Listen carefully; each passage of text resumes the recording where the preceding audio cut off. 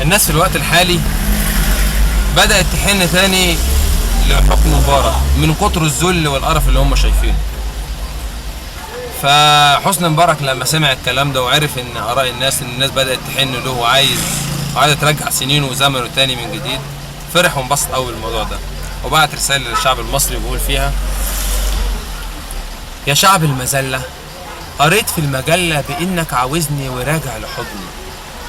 فرحت في ساعتها وفكرت فيها، زعلت ولقيتها إهانتها فيها. رئيس للشعوب اللي عاشقة المذلة، رئيس للمذلة.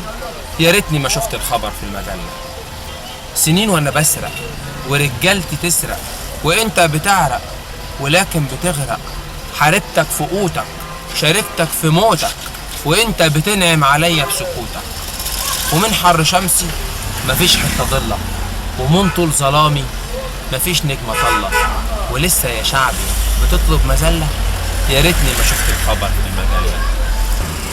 سنين وانا بكذب وبضحك عليك، وبهرب بعيني لا تيجي في عينيك، وفاكرني صايع مخادع وبارع. خدعتك وخنتك في كل المواقع، وعلمت شمسك تطلع بكيفي، وعلمت ليلك يخاف الأهلة. ولسه يا شعبي بتطلب مذلة، يا ريتني ما شفت الخبر في المجلة.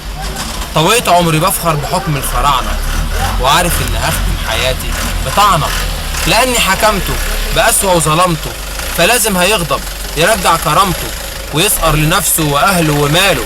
لقيته بيرضخ ويرضى بحاله، وعاوز يرجع سنين المذلة. يا ريتني ما شفت الخبر في المجلة.